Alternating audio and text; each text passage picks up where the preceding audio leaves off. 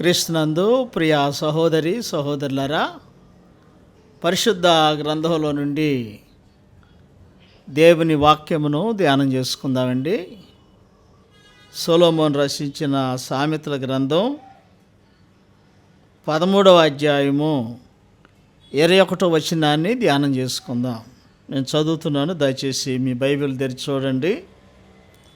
కీడు పాపులను తరుమును, నీతిమంతులకు మేలు ప్రతిఫలంగా వచ్చును. నీతిమంతులకు మేలు ప్రతిఫలంగా వచ్చును. చిన్న ప్రార్థన చేసుకుందాం. అందరం కూడా తలలో వంచి కళ్ళు మూసుకున్నట్లయితే చిన్న ప్రార్థన చేసుకుందాం. ప్రేమ కలిగిన మా తండ్రి, కృపాసత్య సంపూర్ణుడా, పరిశుద్ధుడా, జీవాధిపతి, నీకు స్తోత్రాలు చెల్లిస్తూ ఉన్నాం. నీ ప్రియబిడ్డలకు మీ వర్తమానం వివరిస్తూ ఉండగా మీరే మాట్లాడి మహిమ పొందమని, వినుసున్న వారికి విశ్వాసం కలుగు చేయండి. వినుట వలన విశ్వాసం కలుగునని మీరు సెలవిచ్చిన దేవుడు గనుక ఆ విశ్వాసం మనుషులు నీతిమంతులుగా తీరుస్తూ ఉన్నదని ఈ లేఖనాలు సాక్ష్యం ఇస్తూ ఉన్నాయి. నీ కృపను ప్రతి ఒక్కరికి దయచేయమని మా ప్రభువును మీ ప్రియకుమారుడునైనా యేసుక్రీస్తు ప్రభు పరిశుద్ధమైన నామములో ఈ మనవలన్నీ మిక్కిలి వినయముగా అడిగి వేడుకొనుచున్నాము పరమ తండ్రి, ఆమెన్. క్రీస్తునందు ప్రియ సహోదరి సహోదరులరా, దేవుని లేఖనాలలో వ్రాయబడిన వాక్య భాగాన్ని మనం పరిశీలన చేసినట్లయితే నీతిమంతులంగా భూలోకంలో మనము జీవించాలా. యేసు ప్రభు నీతిమంతుడు. ఫరో ఆయనకు తీర్పు తీర్చి ఈయనలో ఏ దోషం లేదు, ఆయన నిర్దోషి, నీతిమంతుడు అని తీర్పు తీర్చాడు. పిలాతు ప్రభువుకు తీర్పు తీర్చి ఈయనలో ఏ దోషం లేదు, ఈయన నీతిమంతుడని సాక్ష్యం ఇచ్చాడు. పిలాతు భార్య పిలాతుకు ఉత్తరం రాసింది, అతడు నీతిమంతుడు, ఆయన జోలికి నీ వెళ్ళొద్దని వర్తమానం పంపినట్లుగా మనం దేవుని లేఖనాలు బట్టి చూస్తూ ఉన్నాం. కనుక మనం ఈ సమయంలో నీతిమంతులంగా మనము జీవిస్తే నీతిమంతులకు వచ్చేటువంటి మేలు ప్రతిఫలంగా వస్తూ ఉంది. మేలు ప్రతిఫలంగా వస్తూ ఉంది. కీర్తన గ్రంథంలో నుండి 31వ కీర్తన 19వ వచనంలో దేవుని ఎడల భయభక్తులు కలిగిన వారికి ఆయన మేలులు దాసి ఉంచాడు. మనము దేవుని ఎడల భయభక్తులు కలిగి నీతిమంతులంగా తీర్చబడి జీవిస్తే దేవుడు నీతిమంతులైనటువంటి వారికి ప్రతిఫలంగా అనేకమైన మేలులు దాసి ఉంచాడు. దేవుడు మనకు చేసేటువంటి మేలులు కంటికి కనపడో, చెవికి వినబడో, హృదయానికి గోచరం కావు. అనేకమైన మేళ్లతో మన హృదయాలను తృప్తిపరిచేటువంటి దేవుడు అయి ఉంటున్నాడు. అంతే కాబట్టి మనమందరం కూడా నీతిమంతులంగా జీవిస్తే దేవుడు మనకు మేలులను ప్రతిఫలంగా అనుగ్రహిస్తాడు. కనుక ఒకసారి మనం జ్ఞాపకం చేసుకొని 125వ కీర్తన 4వ వచనంలో యెహోవా మంచివారికి మేలు చేయును, యథార్థవంతులకు మేలు చేయును. చూసారా, యెహోవా నీతిమంతులుగా జీవిస్తూ ఉన్నటువంటి వారికి ఆయన మేలు చేస్తారు.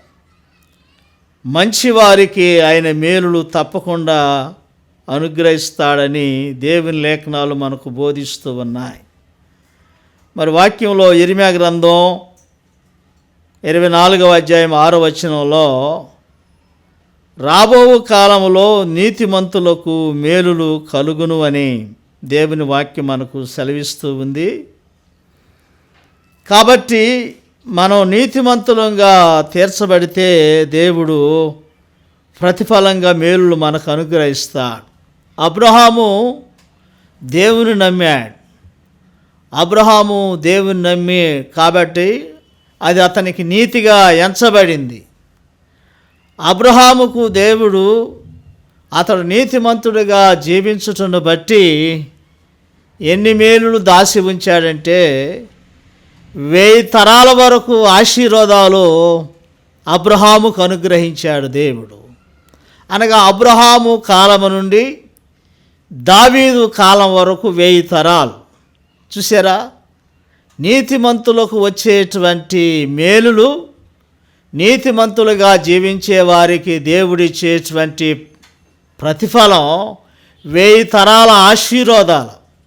ఈ 2025వ సంవత్సరంలో వాక్యమిట్టున్న సోదరి స్నేహితులారా, దేవుని బిడ్డలారా, మనము సంతతి 1000 తరాలు దేవుని నుండి మేలులు పొంది జీవించాలి అంటే మనం నీతిమంతులంగా తీర్చబడాలి. దేవుని వాక్యం మనకు సెలవిస్తుంది, నీతిమంతుడు లేడు, ఒకడును లేడని. యేసు ప్రభు నీతిమంతుడు, ఆయన యందు విశ్వాసం ఉంచిన మనం నీతిమంతులం. కాబట్టి ప్రభు మనల్ని నీతిమంతులంగా తీర్చాడు. మనం నీతిమంతులంగా జీవిస్తున్నాం కానీ దేవుడు మనకు సిద్ధపరిచి ఉంచిన 1000 తరాల ఆశీర్వాదాలు పోగొట్టుకుంటున్నాం.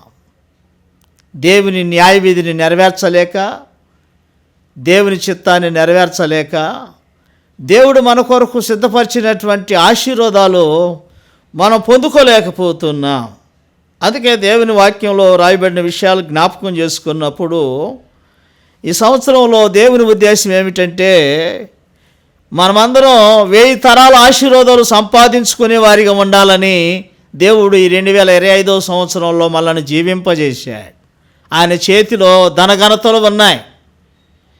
కాబట్టి మనమందరం కూడా ఆయన ఇవ్వటానికి సిద్ధంగానే ఉన్నాడు. మనం స్వీకరించడానికి, పొందుకోవడానికి సిద్ధంగా ఉండాలా. ఆ సిద్ధంగా ఉండాలంటే అబ్రహాము వలె మనం నీతిమంతులంగా ఉండాలా.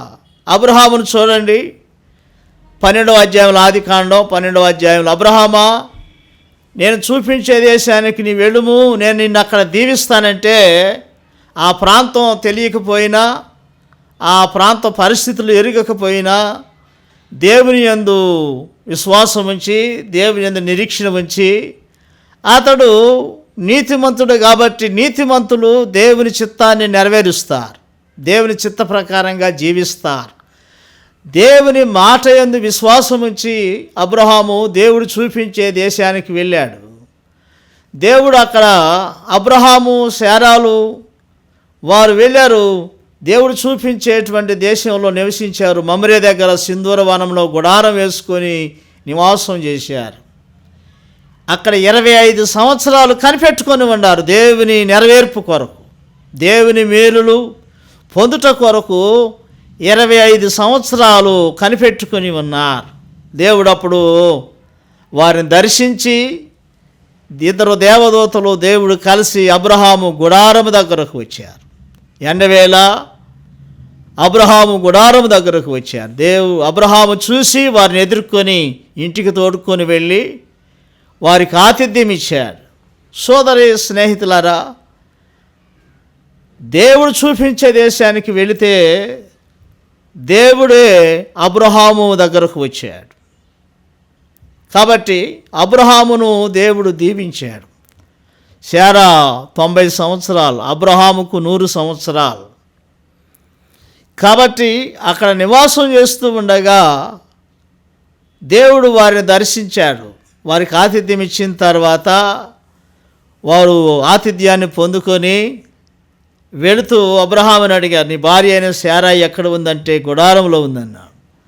అప్పుడు ప్రభువు చెప్పాడు, మరుసటి రోజుకి మరలా మేము వస్తాం, శారా గర్భం ధరించి కుమారుని కంటుంది, ఆయనకి ఇసాక్ అని పేరు పెడతారని దేవుడు చెప్పాడు. దేవుడు నీతిమంతులైన వారికి మేలులు సిద్ధం చేసి తీసుకొస్తాడు, ఆశీర్వాదాలు తీసుకొని సిద్ధం చేస్తాడు. దేవుడే వచ్చి స్వయంగా వారిని ఆశీర్వదించాడు.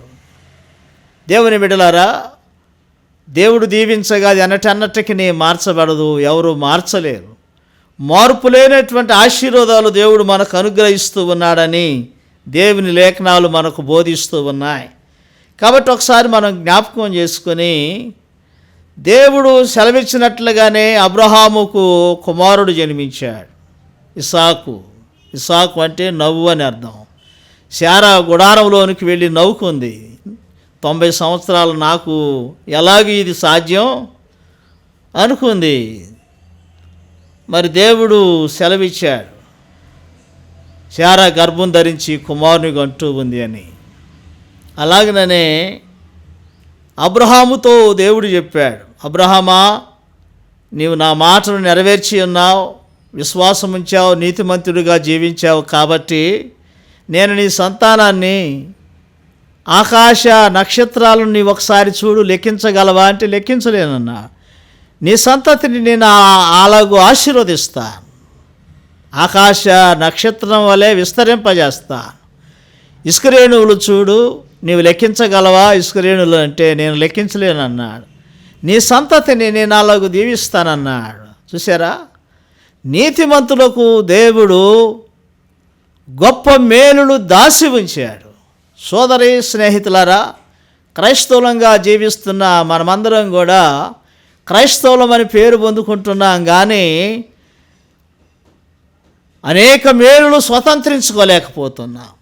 1000 సంవత్సరాల ఆశీర్వాదాలు దేవుడు అబ్రహాముకి ఇచ్చాడు. ఈ సంవత్సరంలో నీవు, నేను, మనమందరం కూడా నీతిమంతులంగా జీవిస్తే, అబ్రహాము శారాలను దీవించిన దేవుడు అబ్రహాము నుండి 1000 తరాల వరకు ఆశీర్వదించబడ్డారు. దేవుని చేత ఆశీర్వదించబడిన వారు ఘనత కలిగినటువంటి వారు. ఆశీర్వదించబడిన వారంటే వారు అన్ని విషయాలలో ఘనత కలిగినటువంటి వారు. దేవుడు అబ్రహామును, లోతును కలిసి నివాసం చేయటానికి స్థలం జాలలేదు. అంతగా దేవుడు మేలులు చేశాడు, అంతగా ఆశీర్వదించాడు దేవుడు.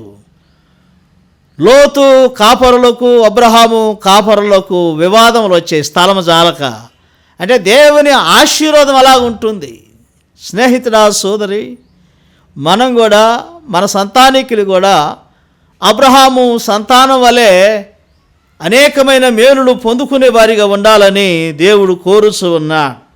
కాబట్టి రాబోయేటువంటి కాలంలో నీతిమంతులకు మేలులు కలుగుతాయని ఇర్మియా భక్తుడు ఇర్మియా గ్రంథం 31వ అధ్యాయం 17వ వచనంలో సెలవిచ్చాడు.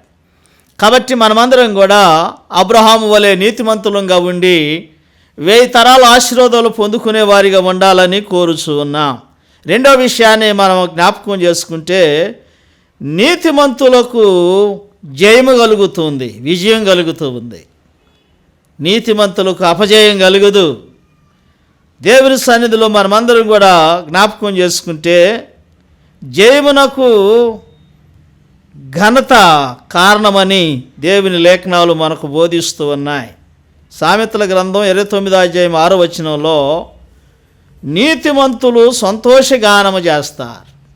దేవుని ఆశీర్వాదాలు పొందుకొని 1000 సంవత్సరాల ఆశీర్వాదాలు పొందుకున్న తర్వాత 1000 తరాల వారు సంతోషభరితులవుతారు. దానిని బట్టి నీతిమంతులకు సంతోషం కలుగుతుంది. వారి పిల్లలను చూసి వారు సంతోషించేవారిగా ఉంటారు, ఆనందించేవారిగా ఉంటారు. దేవుని వాక్యంలో రాయబడిన విషయాలు మనం జ్ఞాపకం చేసుకుంటూ ఉంటే, 64వ కీర్తన 10వ వచనంలో, నీతిమంతులు సంతోషించుచు ఆయన శరణొచ్చెదరు. దావీదు దేవుని సన్నిధిలో తన అతిక్రమాలను ఒప్పుకొని నీతిమంతుడిగా తీర్చబడి దేవుని ఆశ్రయించాడు, సంతోషభరితుడయ్యాడు. దావీదుకు దేవుడు తన కృపను అనుగ్రహించాడు. దావీదును గురించి చెప్పాడు, దావీదు నా ఇష్టానుసారుడైన కుమారుడు. చూసారా, ఎంత గొప్ప సాక్ష్యం పొందుకున్నాడు. అబ్రహాము 1000 తరాల ఆశీర్వాదాలు పొందుకుంటే, దావీదు సంతానం తరతరాల వరకు నీ సంతానికులు రాజ్యాన్ని పరిపాలన చేస్తాడని దేవుడు ఆశీర్వదించాడు. చూసారా, దావీదు యొక్క యథార్థత, దావీదు యొక్క నీతిమంతమైన జీవితం దావీదుకు సింహాసనం మీద కూర్చుండేటువంటి ధన్యత దేవుడు అనుగ్రహించాడు. గొర్రెల దొడ్డిలో గొర్రెల కాపరిగా ఉన్న దావీదును తీసుకొని వచ్చి సింహాసనం మీద కూర్చుండబెట్టి ఇశ్రాయేలీయుల పైన రాజునుగా, యూదుల పైన రాజునుగా, 2 రాజ్యాల పైన రాజుగా ఉండుటకు ఆధిక్యతనిచ్చాడు దేవుడు. స్నేహితుడా, సోదరి, దేవుని బిడ్డలారా, ఈ 2025వ సంవత్సరంలో కూడా మనలను కూడా దేవుడు ఉన్నతమైన స్థితిలో ఉంచాలని ఆయన ఉద్దేశం. మన సంతానాన్ని కూడా దీవించాలని దేవుని సంకల్పం. ప్రభు అన్నాడు, మీరు రాజులను యాజక సమూహమై ఉన్నారని ప్రభు సెలవిచ్చారు.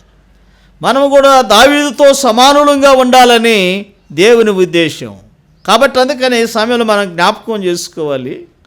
అంతేకాదు, దేవుని వాక్యంలో రాయబడిన విషయాలు మనం పరిశీలన చేసుకుంటే, నీతిమంతులు సంతోషించుదురు, 68వ కీర్తన 3వ వచనంలో. దేవుని ఆశీర్వాదాలు పొందుకున్న వారు సంతోషిస్తారు, ఆనందిస్తారు. దేవుడే వారికి తోడుగా ఉంటాడు. దేవుడు వారి కుడి ప్రక్కన ఆశ్రయంగా ఉంటారు. దేవుడు వారికి నీడగా ఉంటాడు. దేవుడు వారికి తోడయిండి నడిపించినప్పుడు మనము పాటలు పాడతాం. జలములలో పడి దాటునప్పుడు అవి మన మీద పొర్లి పారవు, జ్వాలలలో పడినప్పుడు అవి జ్వాలలు మనలను కాల్చజాలవు. ఇశ్రాయేలీయులు ఎర్ర సముద్రము మార్గమున 6 నెలలు నడిచి వచ్చారు. షడ్రక్, మెషక్, అబేద్నెగోవులను అగ్నిగుండంలో పడవేస్తే అగ్నిగుండం చల్లారిపోయింది. దేవుడే దిగి వచ్చి అగ్నిగుండాన్ని చల్లార్చాడు. సోదర స్నేహితులారా, నీతిమంతులకు కలుగు ఆపదలు అనేకములు. అయితే దేవుడు వాటన్నిటిలో నుండి మనల్ని తప్పిస్తాడు, మనల్ని కాపాడతాడు. ఈ 2025వ సంవత్సరంలో ఈ కరోనా లాంటి ఇంకా ఎన్ని వ్యాధులు రానై ఉన్నాయో, మనము కూడా నీతిమంతులంగా దేవుని యందు విశ్వాసం ఉంచితే అగ్నిగుండము నుండి షడ్రక్, మెషక్, అబేద్నెగోవులను తప్పించిన దేవుడు మనల్ని తప్పిస్తాడు.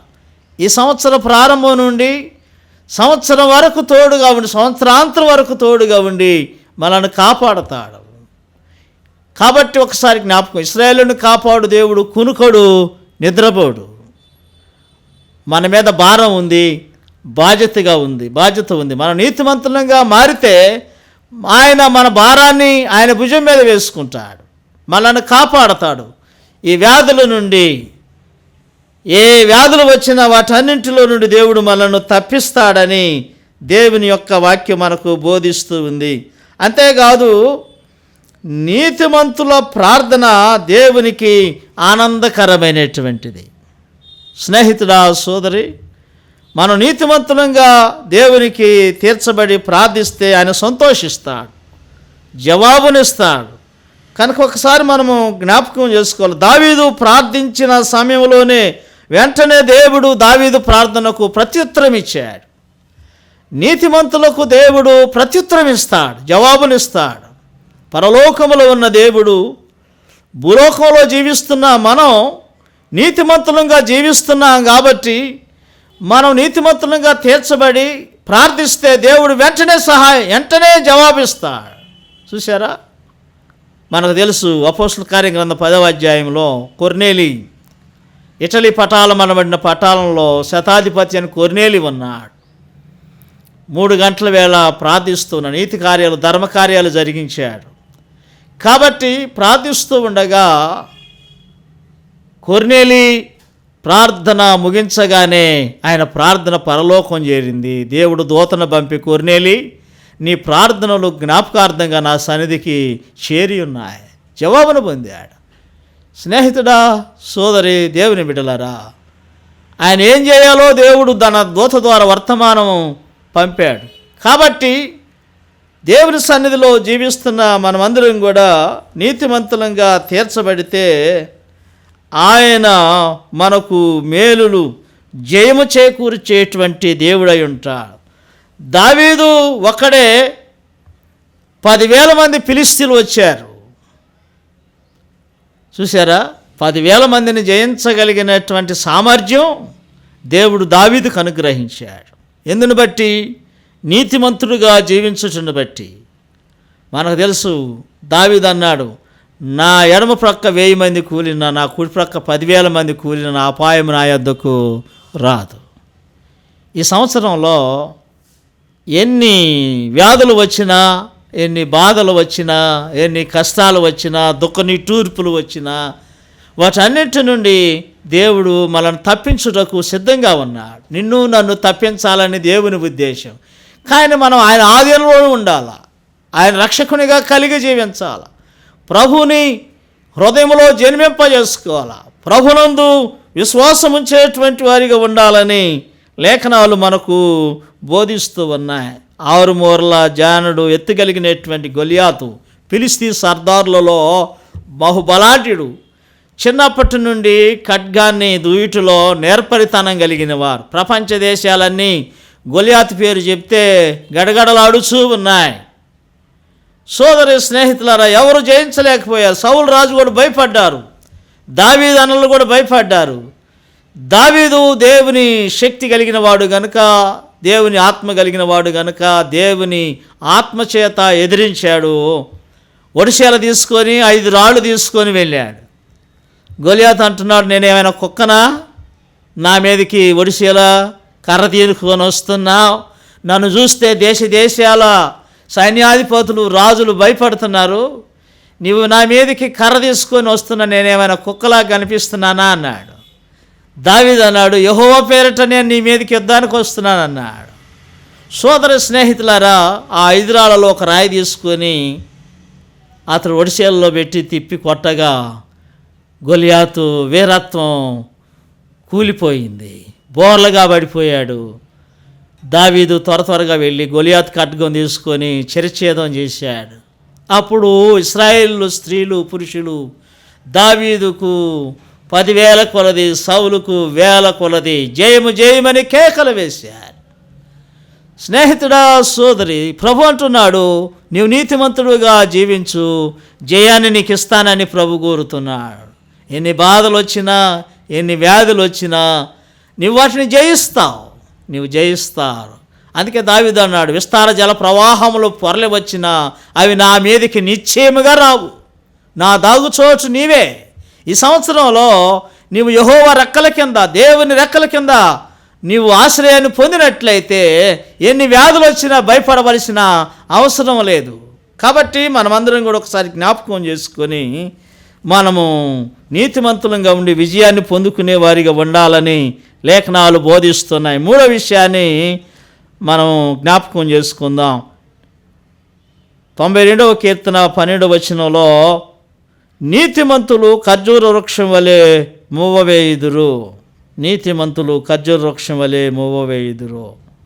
చూసారా, నీతిమంతులు ఎప్పుడు కూడా చిగురిస్తూ ఉంటారు, వర్ధిల్లుతారు. నీతిమంతులు వర్ధిల్లుతారని దేవుని వాక్యం మనకు బోధిస్తుంది. 72వ కీర్తన 7వ వచనంలో కూడా ఈ లేఖనాలు రాయబడి ఉన్నాయి.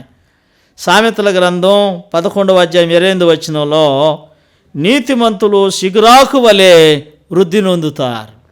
చూసారా దేవుని బిడ్డలారా, ఈ సంవత్సరంలో మనం నీతిమంతులంగా జీవించి సిగురాకు వలె వృద్ధి నొందాల. మనము, మన సంతానం, బిడ్డలు తరతరాలు మరి వర్ధిల్లేటువంటి వారిగా, వృద్ధి చెందేటువంటి వారిగా ఉండాలని దేవుడు కోరుతూ ఉన్నాడు.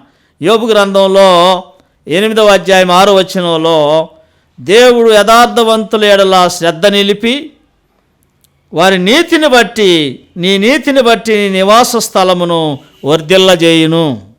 చూసారు, ఈ సంవత్సరంలో అబ్రహాము వలె, దావీదు వలె దేవుడు మనల్ని వర్ధిల్లజేయాలని ఆయన ఉద్దేశం, దేవుడు మనల్ని ఆశీర్వదించాలని ఉద్దేశం. కాబట్టి వాక్యంలో రాయబడింది, యోబు గురించి మనకు తెలుసు, అతడు నష్టం కలిగినా మాట తప్పలేదు, దేవుని యెడల భయభక్తులు కలిగి అతడు చెడుతనాన్ని విసర్జించినటువంటి వాడు. చివరకు యోబు భార్య ద్వారా కూడా శోధన వచ్చింది, శోధకుడు శోధించాడు. యోబు అన్నాడు, మూర్ఖురాలు మాట్లాడినట్లు మాట్లాడవద్దన్నాడు. స్నేహితుడా, సోదరి, దేవుని బిడ్డలారా, ఆయన ఆపదొచ్చినా, శ్రమ వచ్చినా, కష్టం వచ్చినా, నష్టం వచ్చినా దేవుని యెడల భయభక్తులు కలిగి జీవించాడు, నీతిమంతుడిగా జీవించాడు. యోబు కోల్పోయిన దానికంటే దేవుడు గొప్ప 4 రెట్ల ఆశీర్వాదాలు దయచేశాడు. ప్రపంచంలో రెండవసారి వారికి అనుగ్రహించబడిన బిడ్డల వంటి సౌందర్యవంతులు ఎవరూ లేరు. అంత గొప్ప సౌందర్యవంతమైన కుటుంబాన్ని ఇచ్చాడు. యోబును దేవుడు రెట్టింపు ఆశీర్వాదాలతో నింపాడు. చూశారా దేవుని బిడ్డలారా, క్రైస్తవులంగా ఉంటున్న మనకు నష్టం కలగకపోయినా మనం యథార్థతను విడిచిపెడతాం. అతడు నష్టం కలిగిన యథార్థతను విడిచిపెట్టలేదు, దేవుని ఎడల భక్తిని విడిచిపెట్టలేదు. కనుక మనమందరం ఒకసారి జ్ఞాపకం చేసుకోవాలి, ఈ సంవత్సరంలో మనము కూడా 100 ఫలం పొందుకోవాలా. ఇస్సాకు ఆ సంవత్సరంలో కరువు వచ్చింది, పంటలు విత్తారు, ఆ ప్రాంతం అంతా కరువు వచ్చింది, పంటలు పండలేదు. కానీ ఇస్సాకుకు దేవుడు 100 ఫలాన్ని ఇచ్చాడు. 100 ఫలం. ఈ సంవత్సరంలో దేవుడు మనల్ని యోబు వలె కాపాడి, శ్రమలలో, కష్టాలలో, ఇబ్బందుల్లో, శోధనల్లో కాపాడి 100 ఫలాన్ని అనుగ్రహించాలని, దేవుడు క్షేమాన్ని ఇవ్వాలని దేవుని ఉద్దేశమై ఉన్నదని లేఖనాలు మనకు బోధిస్తూ ఉన్నాయి. చూడండి, సామెతల గ్రంథం 2వ అధ్యాయం 7వ వచనంలో, యథార్థవంతులను ఆయన వర్ధిల్లజేయును. చూసారా, యథార్థవంతులను వర్ధిల్ల చేస్తాడు దేవుడు. నీవు యథార్థవంతులుగా జీవిస్తే, యథార్థవంతులుగా జీవించవలసిన బాధ్యత మనది. మనలను వర్ధిల్ల చేయవలసినటువంటి బాధ్యత దేవునిది. వాగ్దానం చేసిన దేవుడు నమ్మదగిన దేవుడు, మాట తప్పేటువంటి దేవుడు కాడు, మాట తప్పుటకు నరుడు కాడు. ఆయన దేవుడు, వాగ్దానాలు నెరవేర్చేటువంటి దేవుడు. కాబట్టి సోదర స్నేహితులారా, మనమందరం కూడా ఒకసారి జ్ఞాపకం చేసుకొని దేవుని సన్నిధిలో దేవుని వాగ్దానాలు మనం స్వతంత్రించుకునే వారికి ఉండాలని దేవుని వాక్యం మనకు సెలవిస్తూ ఉంది. చూడండి, దేవుని వాక్యంలో మనం పరిశీలన చేసుకున్నట్లయితే 92వ కీర్తన 13వ వచనంలో, యెహోవా మందిరంలో నాటబడిన వారై వారు వర్ధిల్లుతారు.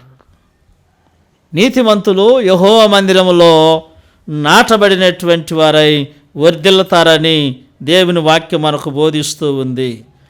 మరి వాక్యాన్ని మనం జ్ఞాపకం చేసుకుంటే దానియేలు గ్రంథం 6వ అధ్యాయం 28వ వచనంలో, దానియేలు దర్యావేషు ప్రభుత్వ కాలమందు కోరేషు ప్రభుత్వ కాలములో వర్ధిల్లాడు. అంటే ఇద్దరు రాజుల కాలంలో కూడా, పరిపాలనలో కూడా దానియేలు వర్ధిల్లాడు. యథార్థవంతుడిగా ఉన్నాడు, నీతిమంతుడిగా ఉన్నాడు, దేవుని సన్నిధిలో ప్రార్థించడం మానలేదు. ఆక్షేపణలు వచ్చినా, ఆటంకాలు వచ్చినా యెరూషలేము దేవాలయం తట్టు కిటికీలు తెరుచుకొని రోజుకు 3 సార్లు ప్రార్థన చేశాడు. దేవుడు దానియేలును వర్ధిల్ల చేశాడు. కోరెష్ రాజు కాలంలో, దర్యావేషు రాజు కాలంలో వర్ధిల్లాడు దేవుడు, దానియేలు వర్ధిల్లాడు. కాబట్టి సోదర స్నేహితులారా, దేవుని వాక్యం వింటున్న మనమందరం కూడా పరిశీలన చేసుకొని, పరిశోధించుకొని, దేవుని ఉద్దేశం యోబు వలె దేవుడు మనల్ని వర్ధిల్ల చేయాలని దేవుని ఉద్దేశం, మరి దానియేలు వలె మనల్ని వర్ధిల్ల చేయాలని దేవుని ఉద్దేశం. కనుక నీవు వర్ధిల్లాలని, నీ కుటుంబం, నీ బిడ్డలు వర్ధిల్లాలని దేవుని సన్నిధిలో మరి నీవు జీవించినటువంటి జీవితంలో వర్ధిల్లాలని ఆశిస్తే ఇది మిక్కిలి అనుకూలమైన సమయం. నేడే రక్షణ దినం. ఈ వర్తమానం ఇట్టున్న ప్రతి ఒక్కరూ కూడా మరి యోబు భక్తుని వలె, దానియేలు వలె నీతిమంతులుగా జీవించి వర్ధిల్లేటువంటి వారిగా ఉండాలని ప్రభు నామములో మీ అందరికీ తెలియజేస్తూ ఉన్నాం. కనుక ఒకసారి మనం జ్ఞాపకం చేసుకుందాం. నేను చెప్పిన విషయాన్ని ఒకసారి మరలా రివిజన్ చేస్తున్నాను. నీతిమంతులకు మేలు ప్రతిఫలంగా వస్తూ ఉంది. అబ్రహాముకు మేలు ప్రతిఫలంగా వచ్చింది. కనుక మనము కూడా నీతిమంతులంగా జీవించి ప్రతిఫలాన్ని పొందుకునే వారిగా ఉండాలి. నీతిమంతులకు విజయం చేకూరుతుంది. దావీదు నీతిమంతుడిగా జీవించాడు, గొలియాతును సంహరించాడు, ఇశ్రాయేలులకు జయము చేకూరింది, ఆనందభరితులయ్యారు, బానిసత్వం నుండి విడుదల పొందారు.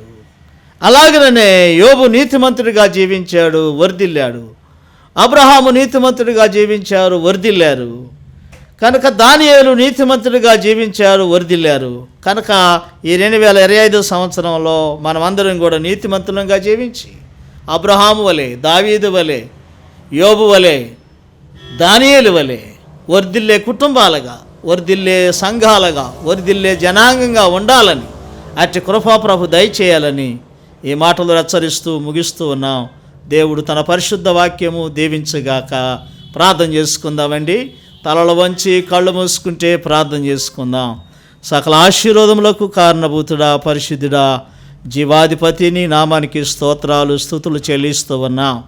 దేవా, వార్తల ద్వారా మేము వర్తమానాలు వింటూ ఉన్నాం. కరోనా వలె మా తండ్రి దీర్ఘ వ్యాధులు రాబోతున్నాయని వార్తలు వింటున్నాం ప్రభు. ఇటు వ్యాధుల నుండి ఈ నూతన సంవత్సరంలో మేము తప్పించబడాలంటే నీతిమంతులంగా తీర్చబడాలని అయ్యా, నీతిమంతులైనటువంటి వారిని మీరు ఆశీర్వదించారు, వర్ధిల్ల చేశారు, జయాన్ని చేకూర్చారు ప్రభువా. శత్రువుల నుండి కాపాడారు ప్రభువా. నీకు స్తోత్రాలు చెల్లిస్తూ ఉన్నాం. మేమందరం కూడా నీతిమంతులంగా జీవించి ప్రభువా, అబ్రహాము వలె, దావీదు వలె, యోబు భక్తుని వలె, దానియేలు వలె నీ కృపకు పాత్రలు అన్నట్లు సహాయం చేయమని ఈ కొద్ది మనవులు మా ప్రభువును మీ ప్రియకుమారుడునైనా యేసుక్రీస్తు ప్రభు పరిశుద్ధమైన నామములో మిక్కిలి వినయముగా అడిగి వేడుకొంచున్నాము పరమ తండ్రి. ఆమెన్.